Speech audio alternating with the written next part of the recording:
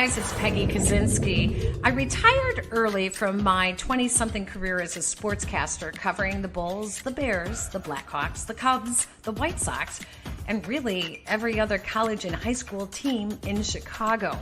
So what do you do after that? Well, you start a podcast.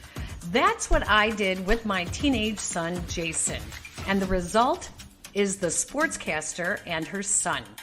Yes, I'm the baby boomer, a mom. We don't get along. We don't have a lot in common, but we both share a love for sports. And we always have great sports conversation. Even better, our guests in the interviews. So come check us out. We're on Podbean and the Barroom Network, or really wherever you get your audio. The Sportscaster and Her Son podcast. See you there.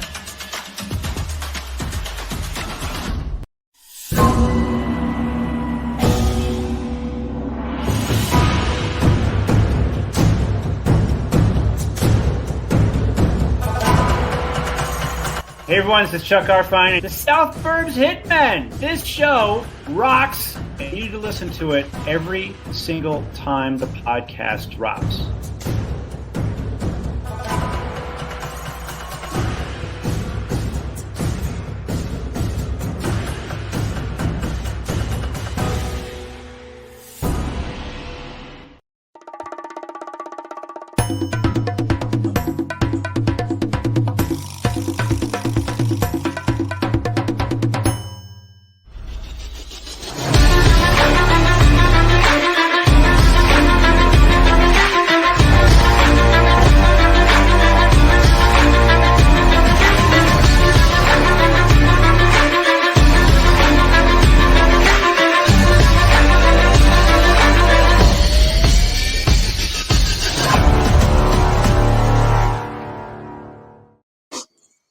What's up, Bulls fan? This is Kris Amundsen, Larro Golden, bringing you Bulls 101 again. How you doing, Larro, this weekend? How we doing, guys? This should be a fun show. It's a little frustrating because of last game, but hope you're ready to get a little bit of knowledge today. So, yeah, it's been a while since it's just been us two. We've had a bunch of cool guests, and we've got a bunch more lined up. But we felt it was important for us to kind of have a week by ourselves to just break down some film and kind of get some deep dives into what we're seeing. And this week, I really thought we got a whole lot of the spectrum of the good and bad of the Bulls. We did get our first 3-game win streak, our first win with this new group against the Nets. And then we got a Pacers win and a Raptors win, both of whom were depleted a little bit. And then yesterday, we had the Hawks game where Zach LaVine dropped 50 points the first time in his career. And we also blew a fourth quarter lead. So it's just exciting. Can we just enjoy a 50-point game without having to lose to Trae Young and the Hawks? I mean, that was tough. It was tough because, honestly, I wasn't able to watch it live because I was coaching. But when I got home, and I was able to watch the game, it was very, very frustrating just because we didn't make any adjustments that it seemed like we should have. The rotations from Billy were really wonky. Pick and roll defense was getting bludgeoned. It was just, it was just tough to watch, man. Obviously, it was fun watching Zach do his thing, and you wish we could have rewarded him with a win. But yeah, man, it was fun and tough, bittersweet, So yeah, our schedule is a little bit lighter the next couple of weeks after a pretty brutal one right after the All-Star break. So the Bulls have plenty of chances to maintain or improve their position in the playoffs and the play-in game.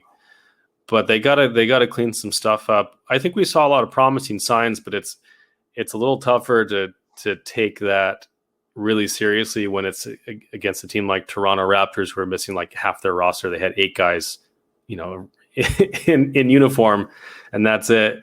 And obviously the Pacers were missing Brogdon and Sabonis, and the Nets were missing James Harden and Kevin Durant. So, the 3 wins kind of come with a little caveat, but we'll take them how we can get them. Yeah. I think we should have gotten the Hawks one. There was no reason. They had John Collins out Yep. And Trae Young just got it going as the game progressed. And the first half, I think it was a tale of two halves.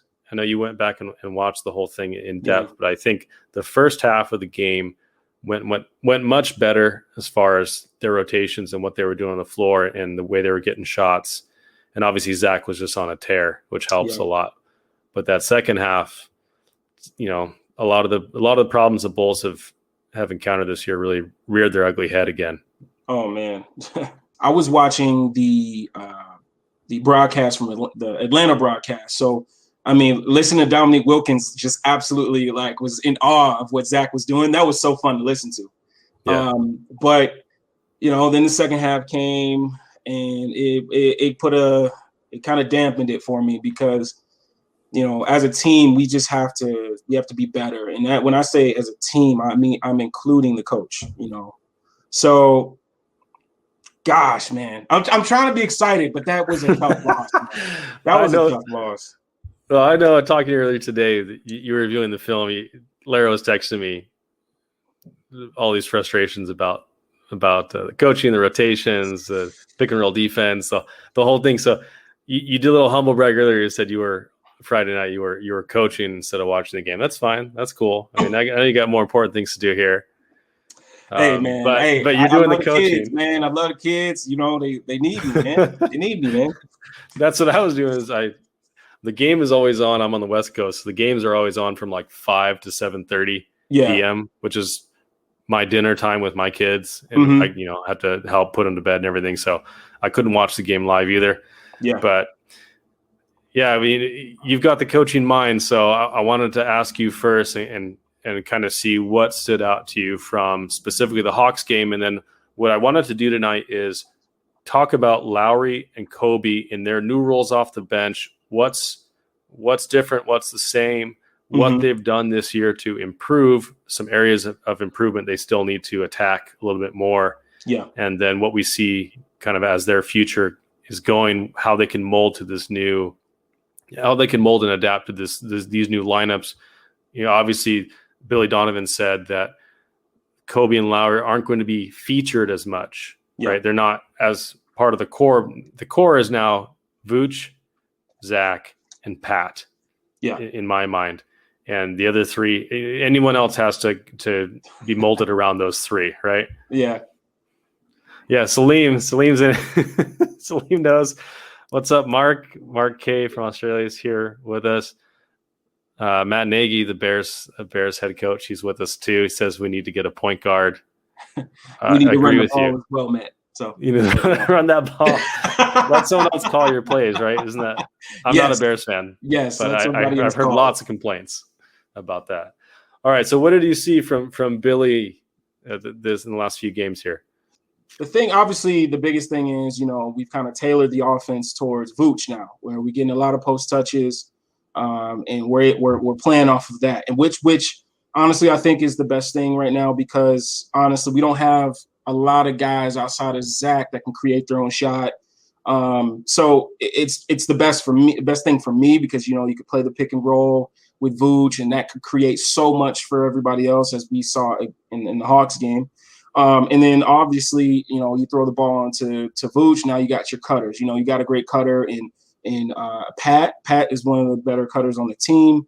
I mean, even honestly, Lauri is been cutting pretty well.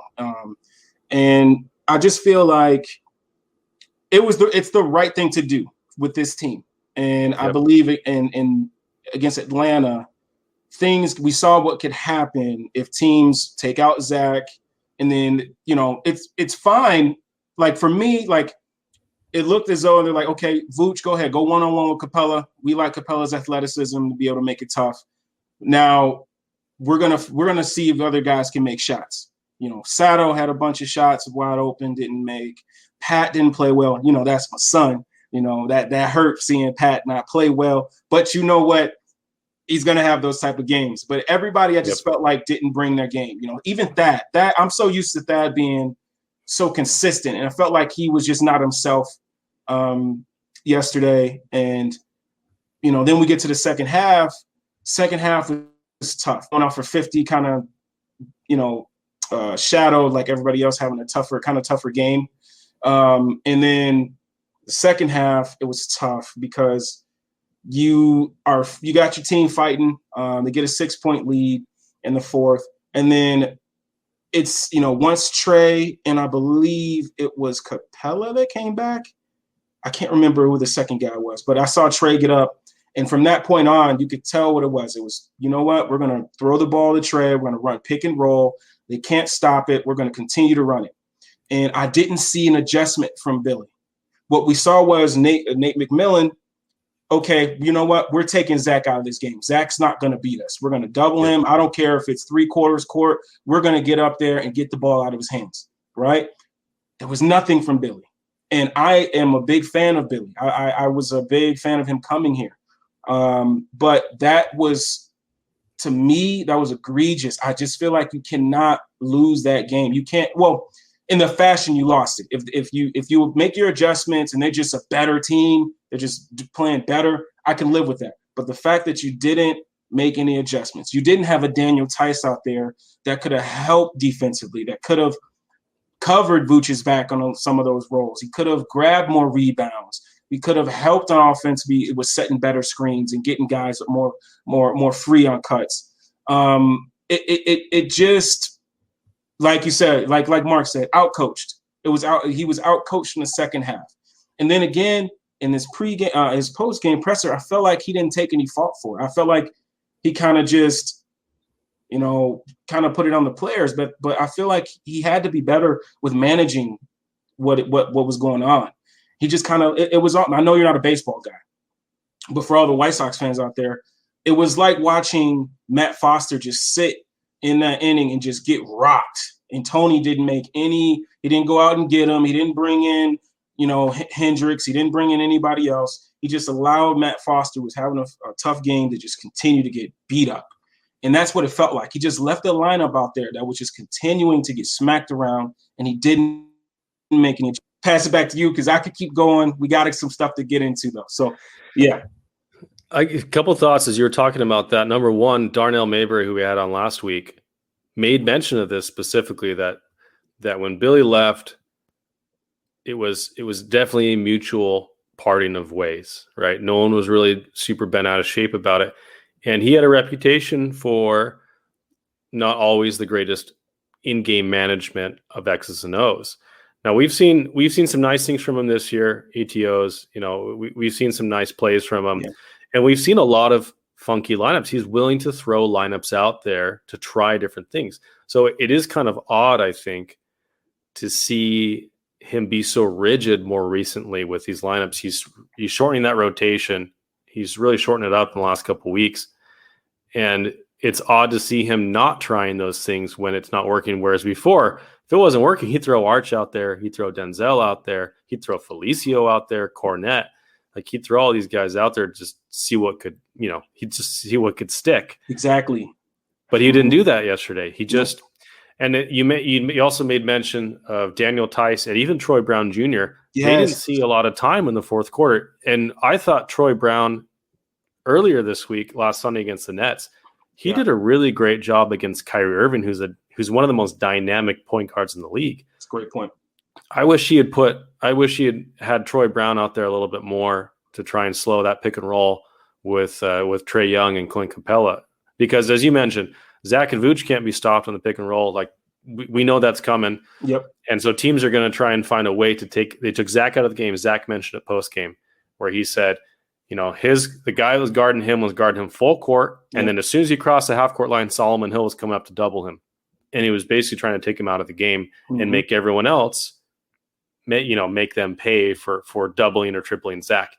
And Billy has to make adjustments to say, okay, we're going to set up Vooch now that, because a double team or a triple team means one or two guys are open, and you need to get the defense moving and rotating. Yep. Because now you start with the advantage of having him double teamed. And Zach has been one of the best pick and roll ball handlers under pressure this season, second only like Kevin Durant. Yeah. You have to utilize him. Get Nikola Vucevic in that short roll that they've been doing. Take advantage of it. make them pay because you have the personnel to do so. Yep. And not only did he not do that, but he also didn't make adjustments on the defensive end to stop their pick and roll, which was super effective. Trae Young was 10 of 12 from mid-range tonight. He was getting whatever he wanted. And because Clint Capella was rolling and he's such a lob threat that you have to respect him. Yep. And they were just running it all night. And I think you're 100% right. And to go to that point, something that got a little under my skin, and I try not to let this happen, but, see on Twitter, Zach had 50 with a loss and Jason Tatum had 53 with a win. And I'm like, not what it's about. Guys, like, Zach doesn't have a Jaylen Brown. Hey, here you go. He doesn't have a Kemba Walker. He doesn't have these other players that are great role players where they can key in on Jason Tatum as well. Because if you key in on Jason Tatum, you guard him at half court and get the ball out of his hands. Oh, well, hey, here you go, Jaylen, go get 25. Oh, here you go, Kemba. Let's go get a dub. We don't have guys like this. This is a team that is built. We have two consistent players. We have Vooch and we have Zach. Everybody else, we got a rookie in Pat who showed promise, but he's gonna have up and down games. He's still learning. He's got to go through this season to really understand what NBA basketball is about. But like, it just got under my skin because people are not adding context. Oh, 53 points in a win. Zach got 50 in a loss. Where is the context? Where?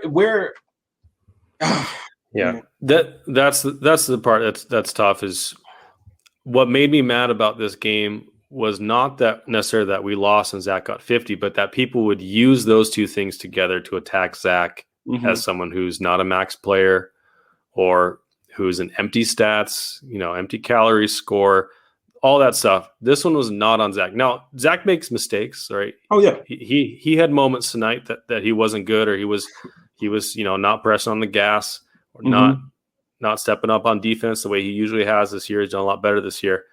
There's definitely things, but he's not the reason. I think it's a combination of no one else on the team was doing their job, and Billy wasn't making adjustments to put him in position to succeed.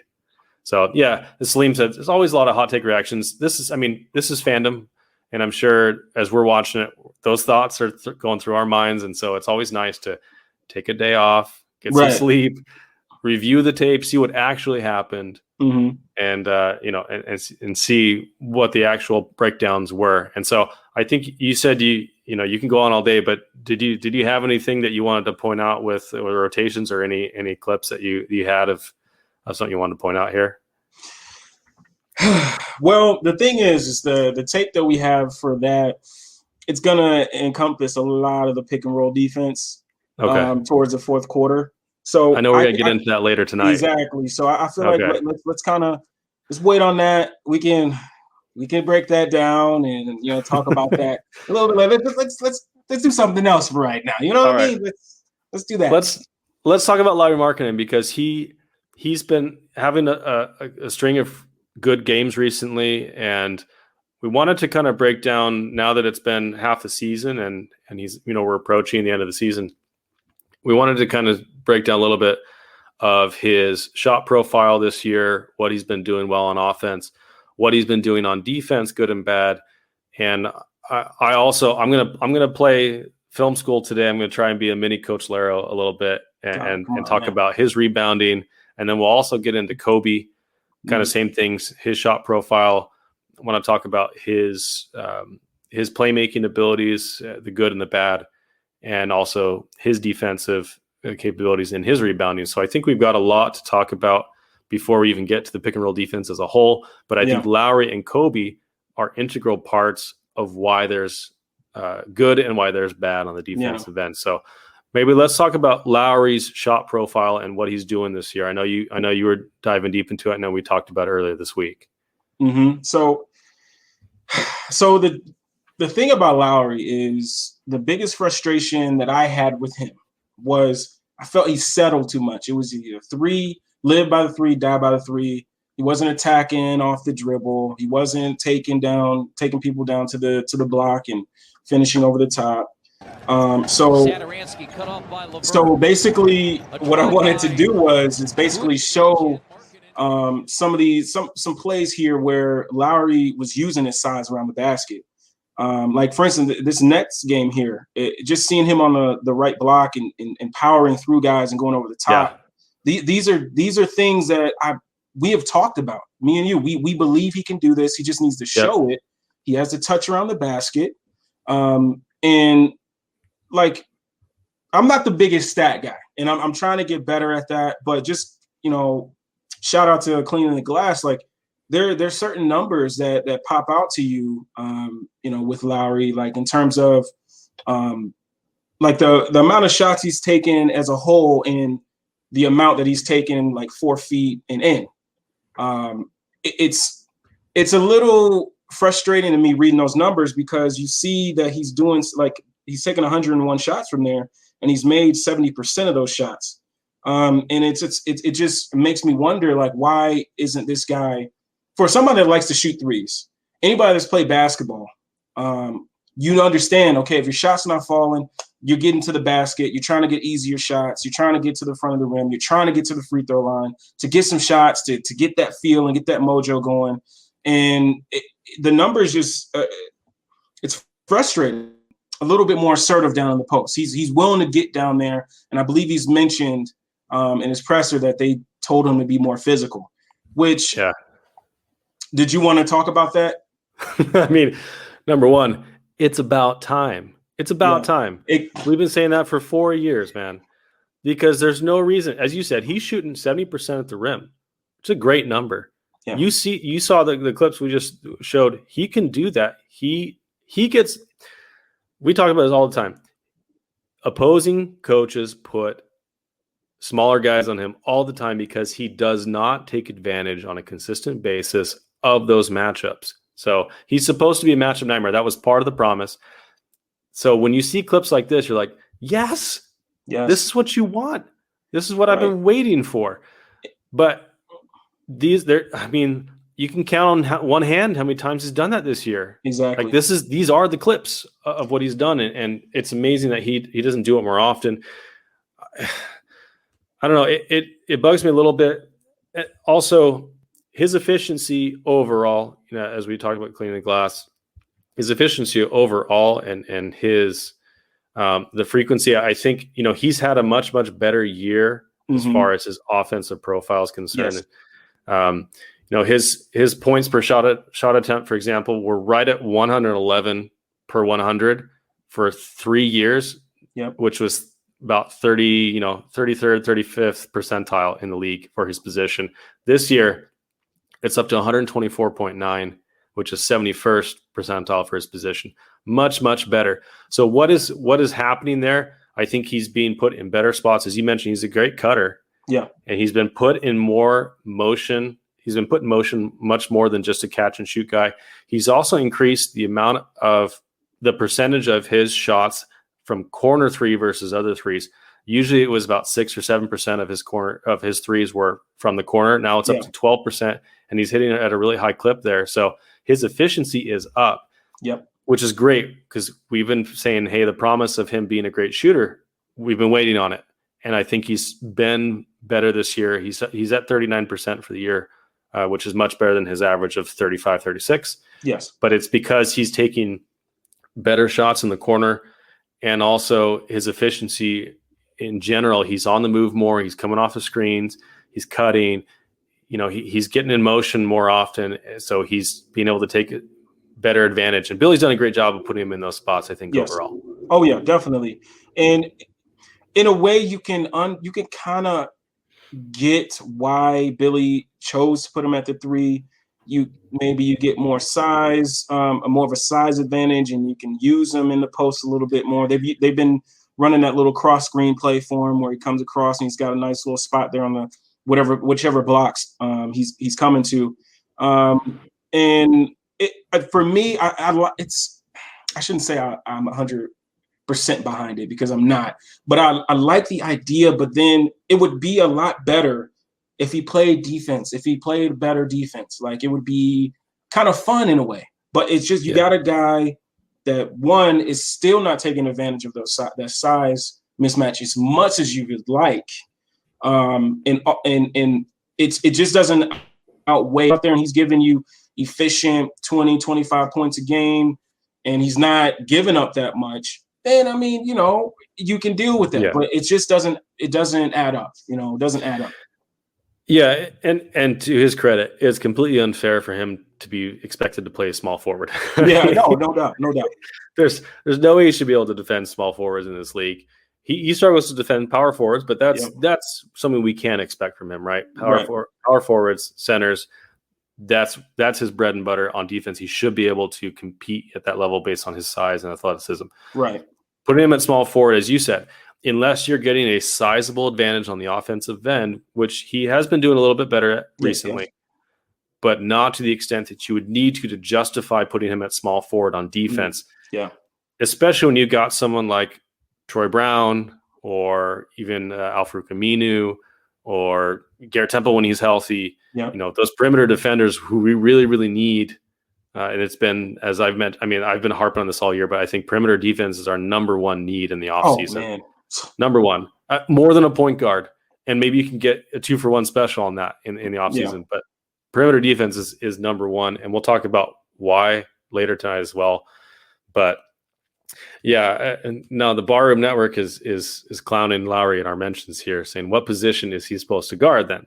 No, he has been. I think he's had moments this year where he's done better on defense. Now overall, his defense is. I think the last time I checked EPM, which is on dunksandthrees.com, his estimated plus minus on that end is like 20th percentile league, which is not great. Like just not. It's like what people were killing Zach for a couple years ago. Mm-hmm. He's not the worst one on the team by far, but it has been a point of weakness. But there's ways that you can work around that. Yeah, I don't think they have. I don't think they've put him in a position to succeed defensively this year by putting him at small forward at all. Right. Yeah. No. It's tough. It's tough to watch it. Because you see what Billy's trying to do as well. Teams are going to throw smaller guys on them. So you know what? Let's move them to small forward. That way we can still run what we want to run with that Lauri out there. Maybe we get a size advantage with it, and maybe he has a strong game, and but it's just too much of a gamble, honestly. Yeah. It's just too much. So yeah, I agree. So I went down and got some clips on his rebounding, because rebounding has been a source of contention among a lot of Bulls fans. So just before we get into the clips, I did get some clips of him, but his rebounding percentage for his position, for example, he is 8th percentile as a defensive rebounder for his position. I'm sorry, that's offensive, and defensive. He's at 42nd percentile, which is better for his position, but still a little below average.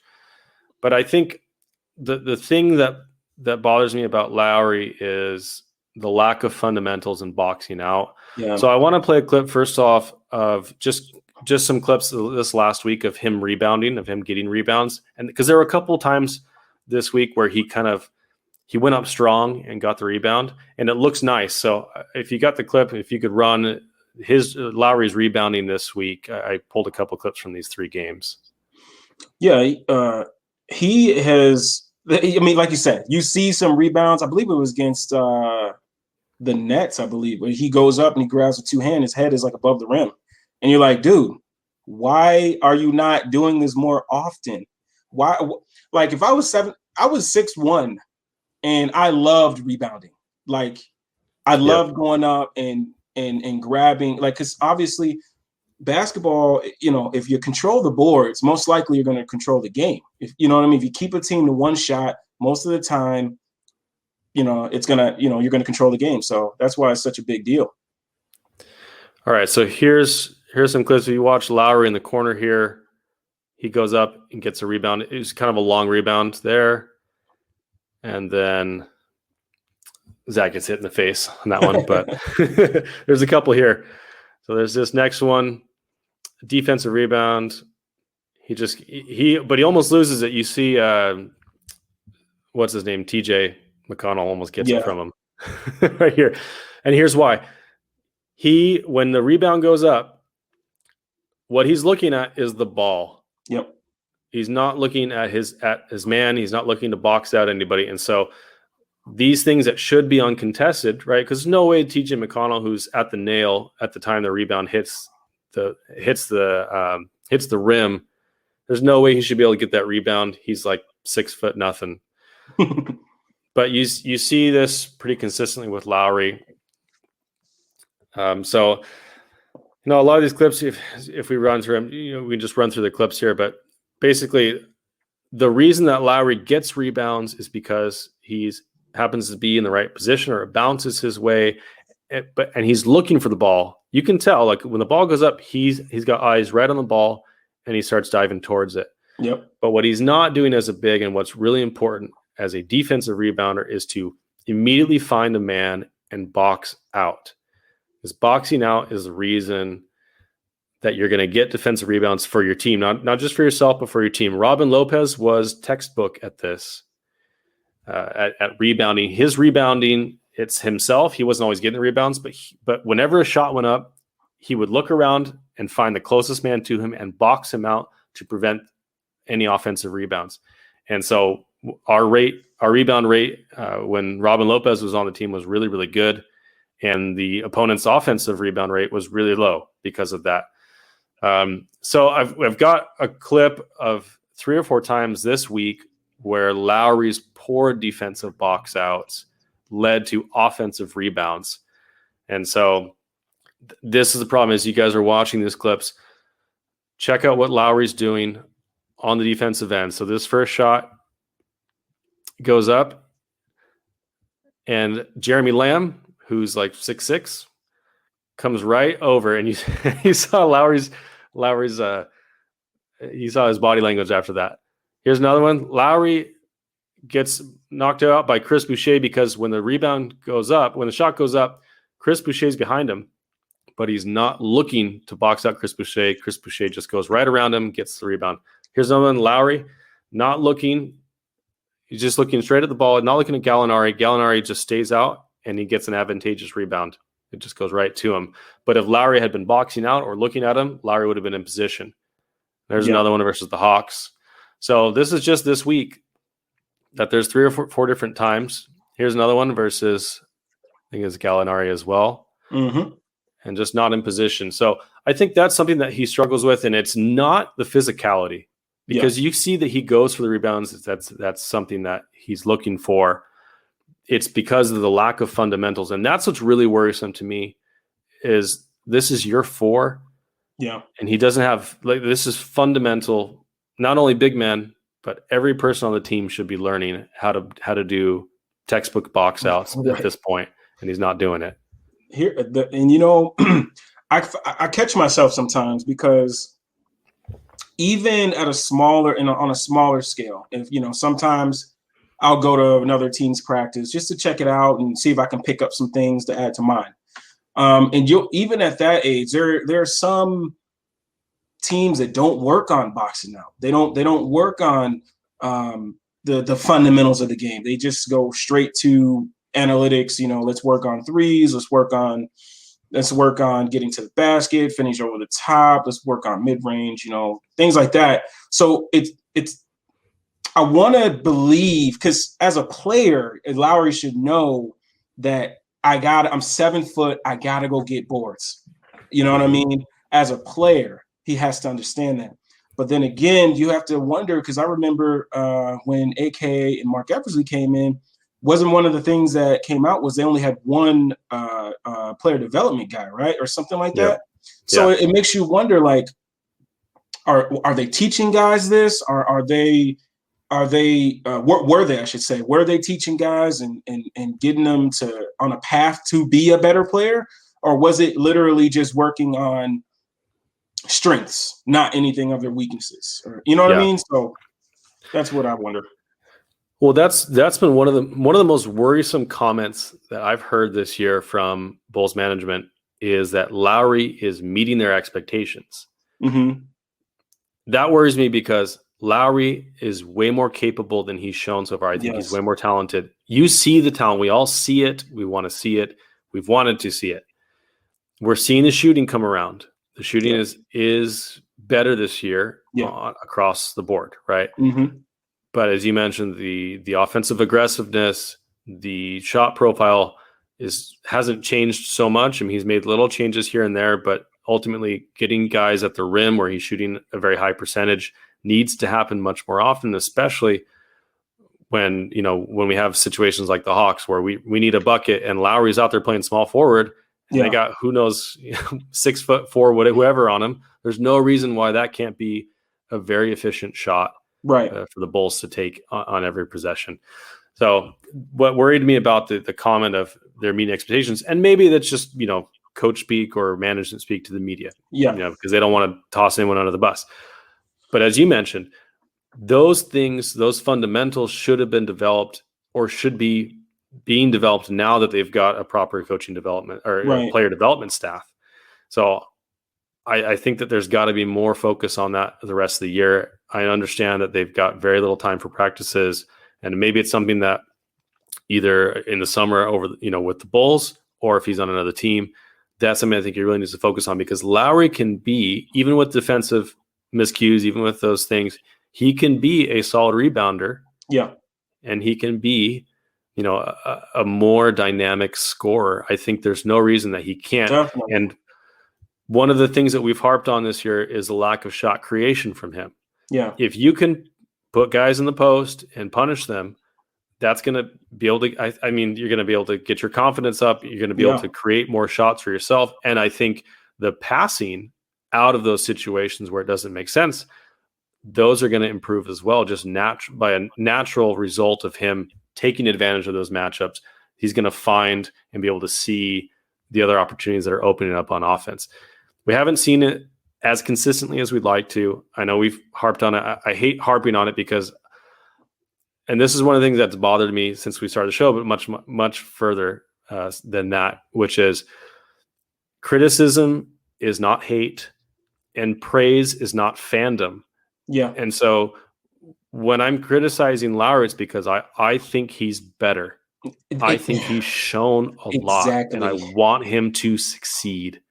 And I think that there's ways that he can succeed. And the reason it's criticism is because if I can see them as a random fan, then there's no reason that coaching staffs, that are hired and paid by the Bulls and his own personal trainers should be able to see that as well, should be able to help that improve.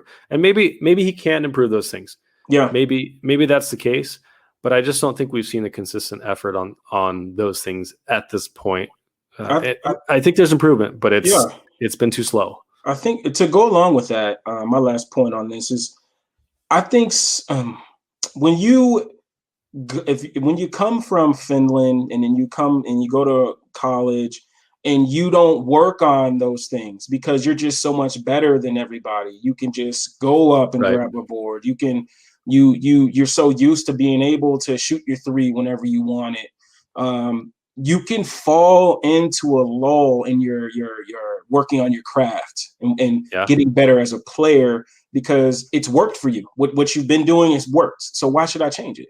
And there's only so many guys like that come into the league that are like, man, I'm not good enough. I'm not good enough yet. I need to work on this. I need to work on that.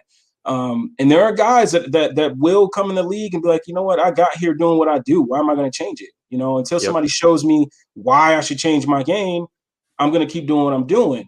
And I think sometimes guys got to be punched in the mouth with some realistic things. And I think benching Lauri he may not say it publicly, but in his heart, he's like, how am I on the bench? And the first thing you do is you look at yourself.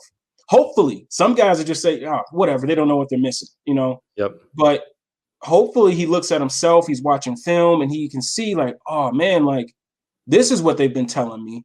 And hopefully things start to change. And I even like a lot of the times when they would run pick and roll, him and Zach, it was a lot of pick and pop, a lot of go screens. And that's cool if you're hitting your shots, but I like him rolling. We see that once he gets ahead of steam, he can go up and finish over the top on guys. Those are types of plays that, one, give Zach confidence in getting you the ball because you're doing things like that, but also he gets confidence. Like, oh man, you get dunks like that, you get energized, you start playing better on the other end because you're energized from the offensive end. Some guys get fueled from the offensive end. So it's tough. It's one of those things where you wish you could be in the person's head to hopefully see what they're thinking. But Lauri, like you said, like a lot of people think, like if you say, oh, Lauri is, needs to work on this, it's, oh my God, you're against, and it's like, no, man, we just see a 7-footer that we see from time to time that can put the ball on the deck and go finish over the top on guys, and he needs to do things like that to make the game easier for himself. Get to the free throw line. He's too good of a free throw shooter to average, what is he, only 2 free throws a game or something like that? Yeah, it's insane. It needs to be better. So yeah, I'm with you. And you mentioned the talent trap, right? That people get by on their talent, and it carries them all the way through college and into the NBA. And also they get in the NBA and there's fundamentals that they never learned because they never had to, because they were so athletic or so gifted shooting wise that they didn't really have to. They could just put up points. Yeah, exactly. And that's it.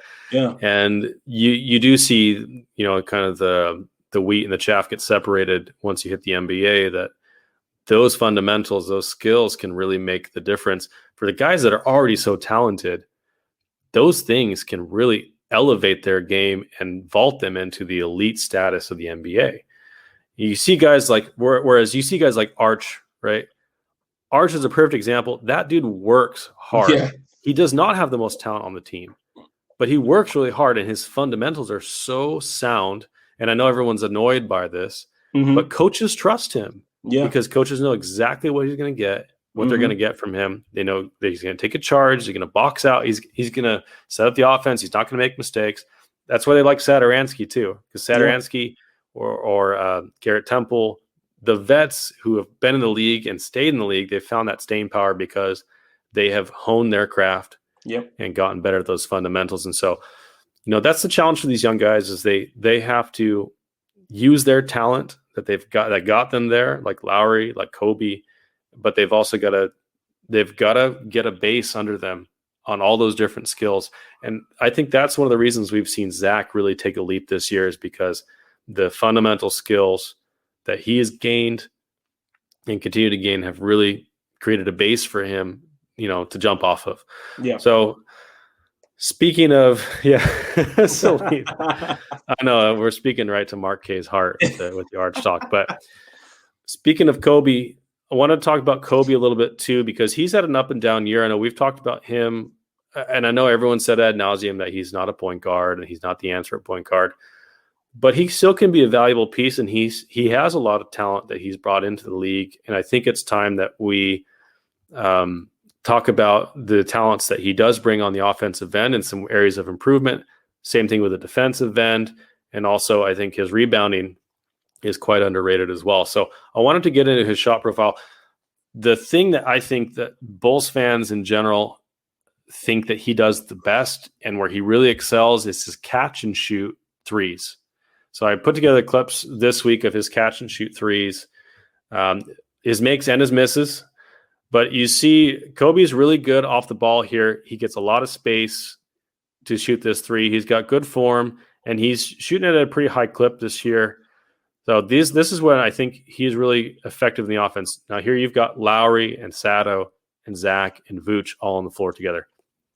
Or I think it's Pat.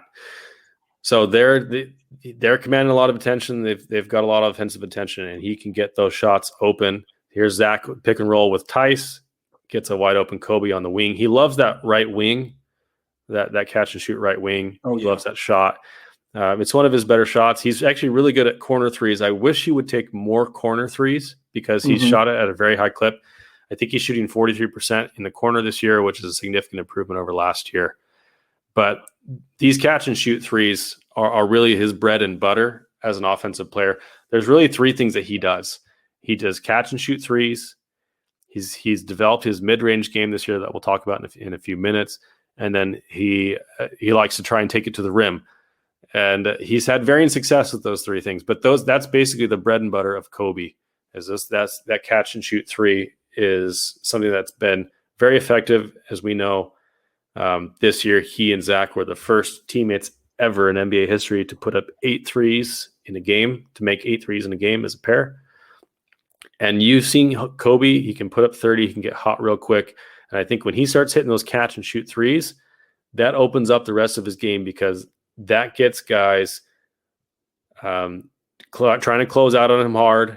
Exactly. That opens up plays for him. That opens up his mid-range game. That opens up a whole lot of different things. So I want to see, do you have anything to say on that? Have you watched with Coby's catch and shoot? Do you think that's an effective way for him to kind of get going offensively? I do, because as we know, he's not a primary creator.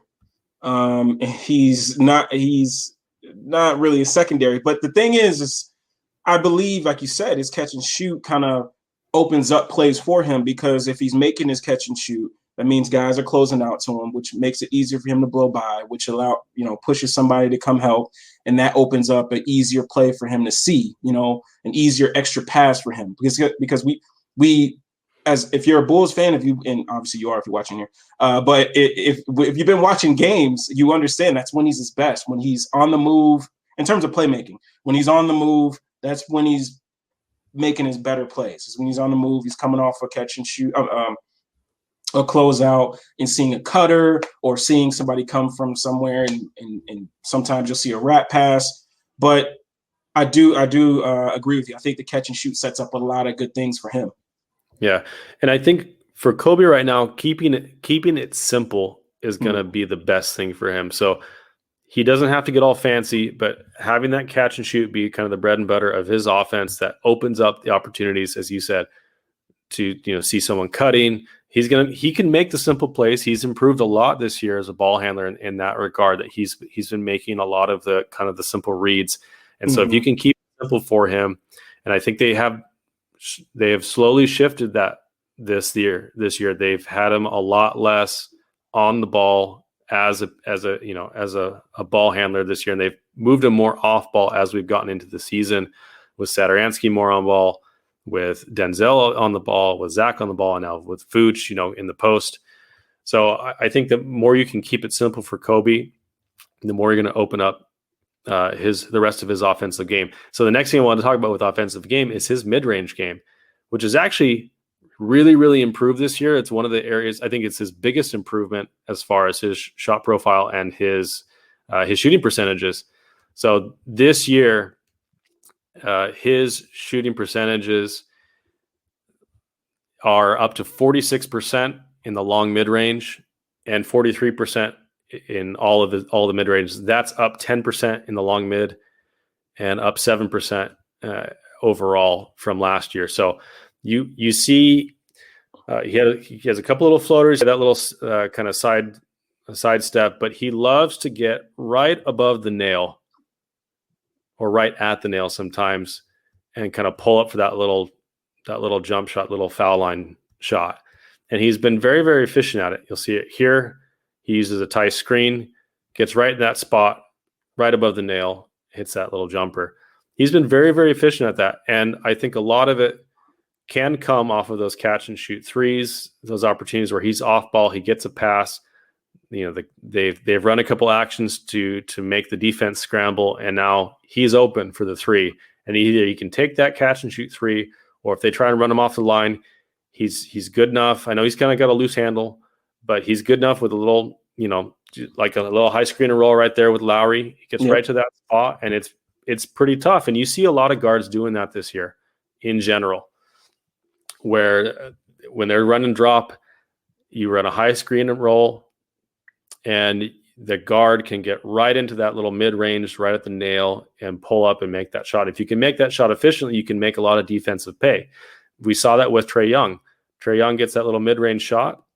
He gets all that space in the world because we're playing the drop coverage, and we've got, they've got Clint Capella as a roller who commands a lot of attention as a lob threat. And so Trae Young gets right into that mid-range, and Coby has improved in that area as well. And so I think that's a good sign from Coby offensively. Now, you don't always want to shoot that shot, but if you're run off the line and you've got that shot available and you can hit that, I mean, Chris Paul's made a career out of that, little elbow jumper. Oh yeah. So I think that's a great spot for him. Yeah. And as you can see, a lot of what Coby likes to do, if a team is running drop, he likes to snake that pick and roll, which basically, and he's actually so if you're coming off the screen and you're going right off the screen, he likes to snake it. So what that means is if he's coming off right, he's moving back towards left and creating like a more of like a, I don't know, like a snake. But so can you describe that for me? I need the visual. They only got a picture of a snake for us. He kind of slithers around the screen, you know what I mean? So, and he gets to that nail, like you said, he'll come off, he'll get right in front of that nail or a little bit left of it, and he pulls up. And that's something you can see. He's just comfortable in it. And like you said, he's improved on it. And I think a lot of that is because he's actually taken them and because of, Boylan and threes and layups, and it kind of, I think in college that was a part of his game. That was a part of his game, mid-range. And obviously analytics say that you kind of want to shoot more threes and things like that, but you don't want to take everything out of somebody's game. You don't want to make them a robot. You want them to go out and play and do what makes them makes them go, So yeah. Well, and it's interesting to see because he has such a speed from a north-south standpoint, right? He's just amazingly speedy. And so when he gets run off the 3-point line, he can make that drive to the rim pretty quick. So it's nice to see him improving that kind of lateral movement where he's snaking around picks. He's snaking, on those plays where he can get to that. And as you saw, he gets to the nail, and sometimes he does a little kind of mini step back there to just create a little bit of extra space. So he's getting craftier. It's great to see. And as you said, you don't want to put him in a box. Yeah. And so I know maybe that sounds like I just contradicted myself when I said keep it simple earlier. But I think you want to start with simple things where you can really improve and get good at. But I think on a long-term basis, Coby is too talented offensively for him to be so limited in those things. So I think, but he needs the consistency. He needs the reps right now, and he's getting them. And I think they're moving him closer and closer this year to more of his strength as an off-the-ball shooter and ball handler. And I think that's a better role for him. I think that's going to be something that he can be successful in, especially off the bench. Yeah. At his salary, I think he's a great bench piece for that. If you put the right pieces around him where he doesn't have to take on a whole lot of ball handling. Yeah. So the last area I wanted to focus on, just some clips this week, were his drives. So Coby has had some major struggles, not getting to the rim, but finishing at the rim. So finishing at the rim, the percentage of his shot attempts at the rim last year were 31% of his offense. This year down to 28%. But his accuracy, he shot 49% at the rim last year, 51% this year. So 51% for a point guard is 27th percentile. So far below average. And he, I believe, is one of the top 10 most blocked players at the rim over the last 2 years, which is not a great stat to be a part of. But you just see, I think part of it is will come with time where he has to get a little craftier. And as I mentioned, he gets a lot of speed, but he does have shorter arms. His wingspan is less than his height. I can't recall exactly what it is, but he does have a little bit shorter arms, so that makes it more difficult. And he's not very crafty. He's more just speedy to get to the rim, but he doesn't have the kind of finesse. Like you'd see someone, I mean, this is obviously an extreme example, but Kyrie Irving, for example, just has the handles, and Coby's handle is also very loose in comparison. That makes it more difficult for him to create those small advantages that allow him to finish at the rim. But the handles and just the lack of craftiness at this point in his game just have made it really difficult for him to shoot efficiently at that spot. Right. So what I think I'd like to see from him there, because he's getting blocked so often, is to have less tunnel vision, to look, because he can create the advantage for the offense when he gets right to the rim. You see how fast he gets there. Yeah. So he's going to draw people in because they want to block him. They know he's going to get blocked too, right? So you're drawing people in, and that's where I think he can improve his playmaking and hit it out to the corner, back out to the top of the key, or find someone cutting to the rim that is a better finisher than him. Right. And obviously with Coby, he's not, I said this before, he's not a primary guy. And a primary guy, they can kind of anticipate plays. They can kind of understand what a defense is going to do to them and know how to manipulate, what their offense's philosophy is. You know what I mean? They can go at it a different way because you have a guy that can read a defense and make the right passes at all times. With Coby, he's going to have to be a guy that's going to be able to. He has to be able to make the game easier on himself by looking to attack, and then, like you said, finding guys from that. So applying pressure to the rim and making plays from there. That's what he's going to have to do. And one thing with Coby is when he drives, he likes to do those, wrong foot layups just to catch guys off guard. But the thing is, he doesn't have the wingspan. So if guys are caught off guard, they're still going to be able to get to him because his arms are so short. What he has to get better at is initiating contact. He has to get into guys' bodies to take away that wingspan from guys and then go to the basket. He doesn't really attack guys' bodies the way he should be. He kind of plays like he does have a long wingspan when he doesn't. So it's tough watching him. But again, he has to get better at finding guys on those drives and not just throwing up bad layups or things like that. So yeah, and you mentioned something interesting that he has to be craftier at the rim, right? Yeah, because even if he gets an advantage because of the speed, a lot of guys have the wingspan to be able to close that gap and recover in time. Another way he can do that, I'm sure he knows a lot more about it than I do, but using the rim as a deterrent to rim protectors, right? Mm-hmm. And so if you can, you'll see Kyrie. I mean, Kyrie does this all the time, but use the rim. If you get to the other side of the rim, that becomes, they can't shot block over that because there's, baskets in the way. Right. You can do that more often and get a little craftier. I think he can. I don't see any reason why he can't. But the length, his length is definitely going to be a deterrent on that end. It's going to be a hindrance to him. But he can improve the playmaking. He can improve the way he maintains his advantage as he's driving to the rim, rather than just using his speed as the only way to gain the advantage. So, no, I think you make great points here. So that's what I've got for his shot profile. That's basically, those are the three things that he does right now. And so he is keeping it simple, which I appreciate. He does some step back sometimes, and he does some weird, baseline jumpers, but for the most part, it's that kind of right at the nail, that mid range.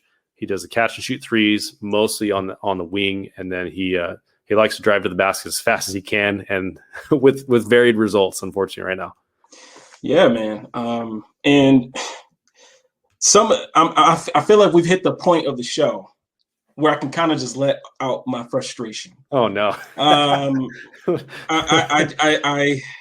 Is this the splash zone? Do I need an umbrella? I think our boy Salim is in here, so he'll understand. But there are some things that I believe Billy could have helped with, and that is the lineup and rotation towards the end of the game. So if you could run the first clip, Aldo, that would be great, and just kind of hold it still for me, right here. If you could, you don't even have to play it, right? So one of the things that Atlanta did, right, is they ran a lot of pick and roll. And that is due to the fact of they honestly knew they could get in there, and Trey loves his floater. He's got one of the best floaters in the game. And he also has a really good knack of causing fouls coming around the screen, because he kind of does that Chris Paul where he stops in his tracks and you run into him, he gets a shot up. I hate that stuff, man. I know, man. I know it's the Harry Potter meme, right? Where it says terrible but great. Like that's when I watch Trae Young, that's how I feel about it. Terrible, but he's really freaking good at it. And to go back on the thing about Coby, like he gets north and south pretty fast. So it's like, dude, Coby, add that to your game. If you're getting downhill, guys are trailing. Boom, stop, boom. If that's what the game is allowing you to do. You know what I mean? Don't encourage that. That's not basketball, though. Come on. I'm just saying, man. Sometimes you got to manipulate the game. I don't know. The guys are getting away with. Trey's getting away with it. Chris Paul's been getting away with it for years. I know. So but they're gonna change that rule this year. They're gonna do it. I hope so. So what Atlanta did is they got Kevin Huerter in the right corner, the 3-point line in the corner, and I believe they have Bogey in the left corner, and Pat Williams, I believe, is there covering there. And then the pick and roll, they have Coby on ball guarding Trey. No. Right? So and then you got Lauri guarding Danilo. And then you got Vooch guarding Capella, right? So basically, it's 3-on-3 basketball. So what's happening is, if I'm coaching, and I've seen this all game, they've been able to get whatever they wanted out of this. This is where my frustration comes in. You got TBJ on the bench. You got, I would even try. There's so many other players you could try. Like you have to understand. You've seen Coby for almost more than half a season. You understand that he's done better at navigating screens, but he's not someone you want in crunch time guarding at the point of attack.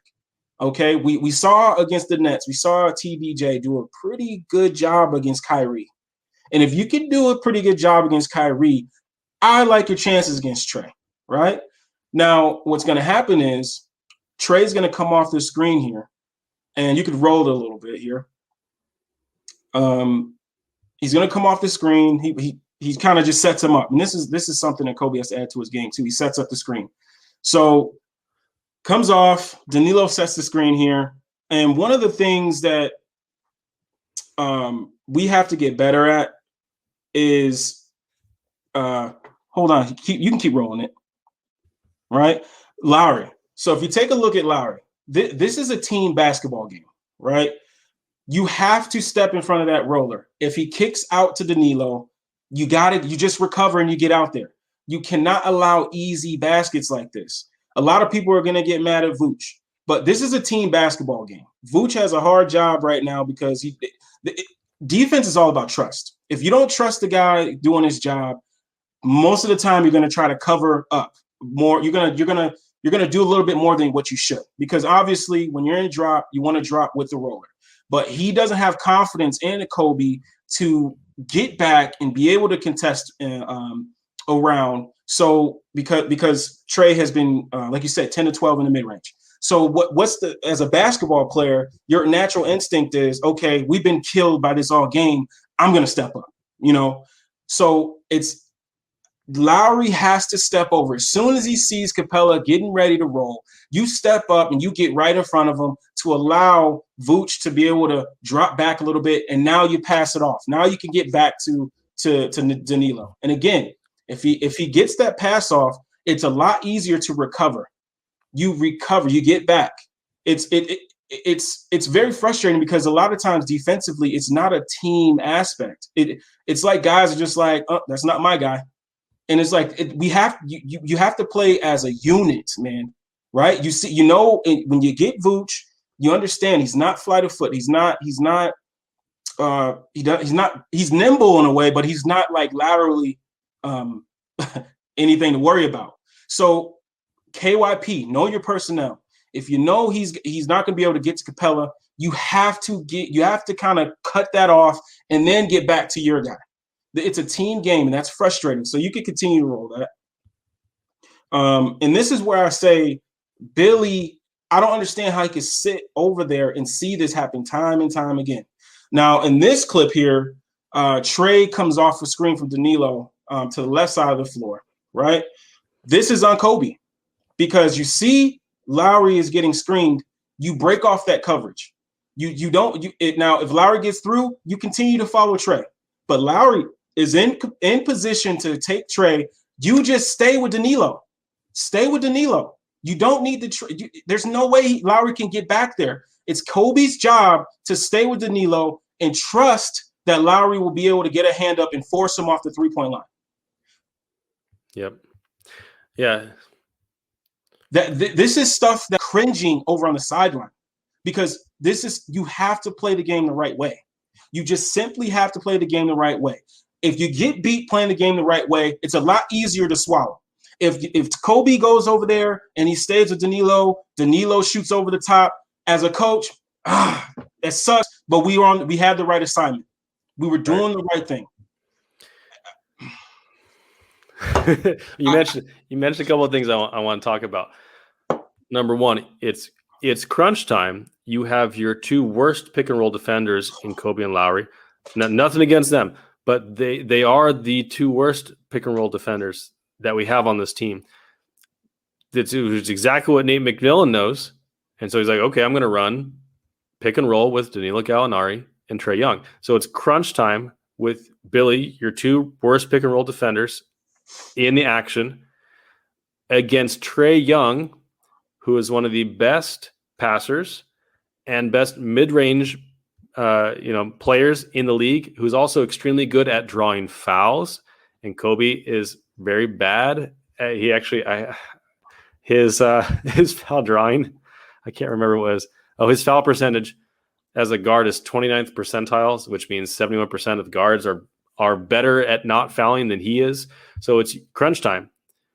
You put your two worst defenders in pick and roll against Trae Young, who's one of the best pick and roll ball handlers in the league, who's very good at drawing fouls, against a guy who's very bad at picking up fouls. And then you're running drop coverage against him, which drop coverage is what you're opening up in drop coverage is the mid-range. That's what you want them to shoot.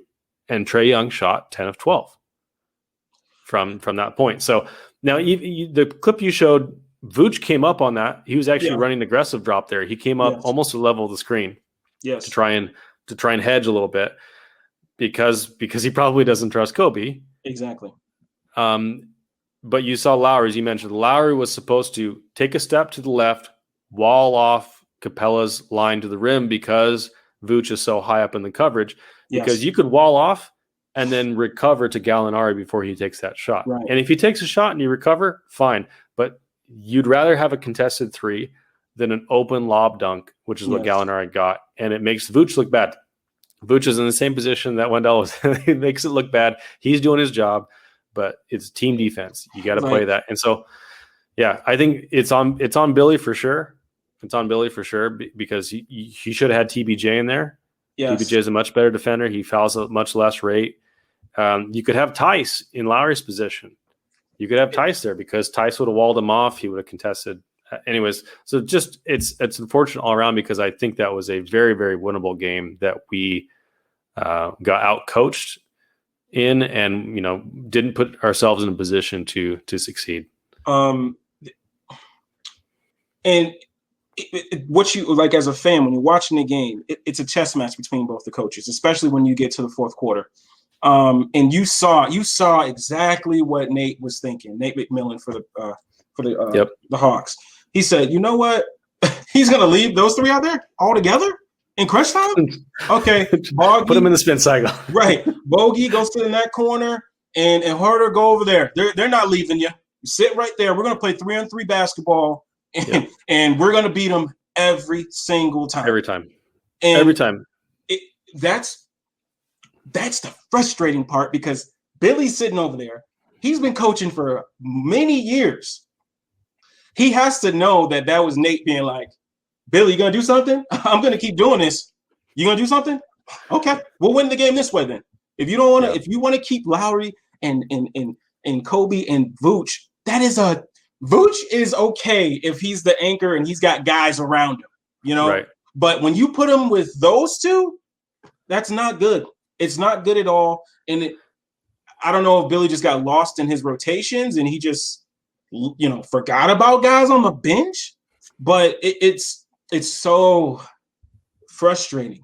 Well, you've seen him prioritize many times this year. You've seen him prioritize offensive flexibility, offensive lineups at the expense of defense. You've seen him do it all year. I mean, how many times does he put Denzel in there? Yeah. Or Coby or Lauri in spots where they really shouldn't be because he says, well, I wanted to get this look offensively. I wanted more shooting. He put Luke Cornett, in there. So it's just like Darnell said last week. You guys should go listen to it if you haven't listened to it. Darnell is great interview. But he said, as the talent around this team gets better, the focus is going to be more and more on Billy because this is a team that is very similar to the Hawks in talent level. At least I thought with John Collins out, I thought this was a pretty even match, and that's when the coaching really starts to matter because if the talent is on par, then you look at the coaching. Is the coaching on par? Exactly. Exactly. Yeah. And I think a couple of I know my guy Salim brought it up. He's got a podcast called Bulls Gold with Edward Schuler and all those guys. If you like Bulls stuff, they're good dudes. Okay, but they exactly. And we kind of talked, and he was like, he thought it was a red flag. And to be honest, I agree with him, because when you have an evenly matched team, like you just said, now it's about the coaching. Which one's gonna play better chess? Who's gonna be able, to put their team in the better position to win? And that was, obviously it's one game, but again, we've seen it.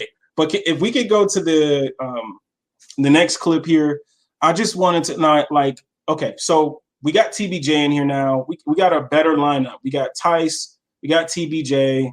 I believe we got Sat. Keep rolling. I'm gonna make sure I get these lineups right. So we got Coby out there, and Lauri and Vooch. Oh, I'm sorry. And Zach. Sorry. Yeah. We got Horder bringing the ball up here. He goes to the right side of the floor. Coby's guarding him. He swings it to Danilo, right? So here's the thing. Lauri, these are, when we talk about instincts, I believe Mark said it in the chat. These are things that instincts have to take over, right? As soon as he sees Coby starting to get back in front of Horder, he has to tail it back to Danilo. Yep, he waits too long. He waits too long, and it's a wide open jumper, right? These are things that he has to see that. He has to be able to see man and ball and read when his teammate is back and get back to his man. These are things that you have to do. This next clip here. Larro's had it tonight, man. Just had it. Zach LaVine. And Zach gave us 50. He gave us 50. If he doesn't give us 50, who knows how much we lose by?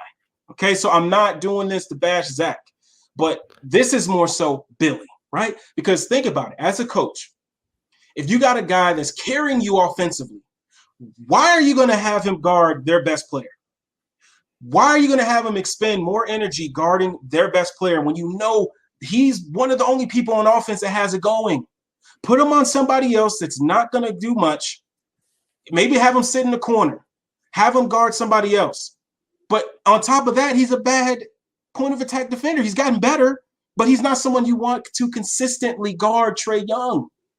And again, this is why I say Billy is frustrating, because as a coach, you have to also you have to keep it real. Like, yeah, you love the fact Zach probably came to the huddle and was like, hey, man, let me guard, right? You love that as a coach. But then you got to pick and choose your battles. Zach, you know what, brother? I love that you're saying that, but come on now. We need you on offense. Go guard Bogey in the corner. Go guard somebody else in the corner. We'll put somebody else on Trae, because we're going to need you to keep that energy for offense, right? And most people don't want to hear that, but that's real. That's what happens in basketball games. You know that you need that guy's offensive production. You don't go and allow him to play defense on a guy that's going to make him use more energy. Like, that just doesn't make sense at all. Yep. Well, and Zach said in the post game that he was gassed. Yes. I mean, I know people think taking a lot of shots is just all fun and games, but taking a lot of shots takes a lot of energy out of you. And especially Zach is someone who uses, he uses his athleticism in his shots. So his shots are not just chilling shots. He's a very athletic shooter, if that makes sense. Yep. So he expends a lot of energy on his shots. And so you put up 50 points, I don't care how you're doing it, you're going to be gassed. Yes. And you should not be guarding the best player in crunch time in that situation, in my opinion. Not at all. That it's not like he's Kawhi. Even you see it even with the Clippers. Kawhi may be not guarding the best player. They may do it in moments, when timely, okay, we're up 2, we need to stop. Kawhi, go get him. That's when you do it. You don't have, like people always say, oh, I want to see, Kawhi guard LeBron. It's like, that would be fun, but you don't want Kawhi to expend so much energy playing defense. You need him, you need his offensive production. So it's like, I know there are a lot of guys that say, I love it when my best player wants to guard the next best player, but it's chess, fellas. Like, it's chess. Yeah. Like, you gotta understand that Trey is on fire right now, and he's getting into this lane. He's gonna force Zach to use so much more energy, right? So you can roll this next clip here. So we got Lou Will for them. He's gonna set up a screen here. He's gonna come off, right? And Capella rolls. Capella was setting the screen for Lou. Now, in this clip, this is on Zach again, right? So Zach is not seeing man and ball. Zach needs to, how should I say this? He needs to be able to see man and ball, right? So if you go move the clip back, right? So Zach is actually on the opposite side of the roller here. So he sees that he's rolling, all right? He needs to step in front of Capella because Vooch is up higher. You have to go off of your team. You have to read what's going on. You have to know what the coverage is. He should be in front of Capella forcing another read. That should not be that easy, right? And then on top of that, he doesn't even stay with his man. He takes Pat's man when it was just an interchange. They just interchanged and Zach lost his guy. And let's say he did force him to make another read. That guy's wide open because Snell's in the corner, wide open. And so, Tony Snelly Cat's in the corner, wide open. So it's, again, like I said, don't want to bash Zach because he's doing a bunch of good stuff on offense. But this is stuff that he's athletic. I guarantee you, if he gets in there and he throws a lob up, Zach will be able to contest it. He may be able to catch it, But we need guys to be on the backside. We're going to play drop coverage. We need everybody to be aware. If you're on the opposite side of that pick and roll, you're the tag man. You have to be trusted on that back end. Okay, that helps with the roll man.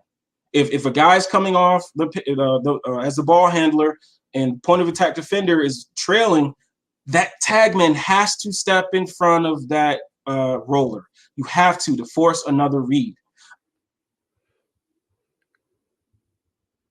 Otherwise, it's going to be a simple. Man, frustration is just pouring out of me right now. Yeah, you're right though. I mean, he's a tagger. He's got to step in front. But you're right. I think you mentioned it as well. Instincts on this. Some people have those instincts already. Mm-hmm. Some people don't. And if you don't have those instincts, you have to commit it to muscle memory by repeating it over and over and over and over again. And so you got guys that can improve their defense even if they don't have those instincts, but it takes a long time. And they have to really make it a focus of theirs. So this team is going to continue to struggle on defense. I'm just going to say it. Like they're going to be middling at best with the current personnel that they have playing the current minutes they are playing. I think they can get better in the offseason. This is not a finished product, but right now we're going to see a lot of these things. And so I think that makes it all the more important for Billy to put the right people on the court that do have those instincts, even if it comes at the cost of some of your offensive flexibility, because the way we're losing games is twofold. Number one, self-inflicted wounds on offense by turning the ball over or making silly plays or not running the offense we're supposed to in crunch time. We've seen that countless times this year. But more importantly, we're not stopping anybody. Right. It just sounds simple, but it's because we're not putting the people that have that level of instincts or that level of muscle memory on those defensive rotations. We're not putting those people in positions to succeed. And I think I think we've got the personnel to hold our own on that end, right? Garrett Temple, Troy Brown Jr., Patrick Williams with people around him he's got great instincts. He does not have the muscle memory yet. He's not really practiced, but Daniel Tice does. Thaddeus Young does, and Vooch and Zach have been around long enough that they have improved significantly. And if you put other good defenders around them, they can hold that up. But there's a comedy of errors and a series of series of unfortunate events here that led to the coaching not really putting them in that position to succeed. And you saw the results of the Hawks game. We've seen it all year, but it's frustrating to see it still happening the same way, even with new personnel. He's still putting people in the wrong positions. Now, obviously, we haven't focused on Billy as much early in the year. Number one, because we didn't have a show early in the year. But more importantly, Billy was not I don't think Billy was the issue, because this team was so far from being where they are or where we want them to be that we felt like Billy Donovan was the coach to get them from A to B. But now they're trying to get to C, and we don't know if Billy Donovan is a B to C coach. We don't know if he can get him there. So it's going to be interesting to see what happens with Billy going forward. He's got a long contract, and I think he brings a lot of great things to the table. He's clearly very good at communicating with his players, but the schemes have been lacking at times in crucial moments this year. Yes. And there's no doubt about it. My last thing I'll say on it, and I won't go long-winded here, but two things. AK went out and got guys like Tice and TBJ. TBJ more so because of his potential, and he's young. But one of his things that he's good at is defense, right? He went out and got Tice because he's an upgrade as a backup, as a defender, and he's just a really good all-around basketball player, in my opinion. But if I'm AK, I'm not really happy that I went out and got Tice and I got TBJ and I got these guys to kind of help with the team defense. You gotta insert guys. You gotta insert guys that can help the team succeed. And the last thing I'll say is, if you look at all these teams, right, all the good coaches, teams, they are a mirror of the coach. They mirror what the coach is. What that coach prioritizes, what type of personality he has. That's what that team ultimately turns into. And to me, so far, Billy has been inconsistent in terms of his rhythm with his rotations and his lineups. And that's what you're starting to see. What you've been seeing is inconsistency with this team. And I think that's what we're starting to see. We're seeing inconsistent rotations, inconsistent the starting lineup, and experimenting, all this good stuff. And we're actually we're seeing it with the team. They're inconsistent. So, we just got to hope that things get a little bit better. Obviously, we're not expecting to go to the playoffs or anything like that, but not the playoffs, but the championship. Like, we're not expecting to go to the championship right now. So that's not trying to get too overly critical, but it's something to keep in mind. So thanks for the shout out, Vinny. Appreciate you saying that. Thanks, brother. Something to keep an eye on. We'll continue to keep an eye on it over the coming weeks as we finish out the season. We've got a few games this week. I think it was the Orlando Magic coming up, the Memphis Grizzlies, and the Minnesota Timberwolves all this week. So some winnable games if we put ourselves in position to succeed, which I hope we will. So I think we've ranted enough for tonight.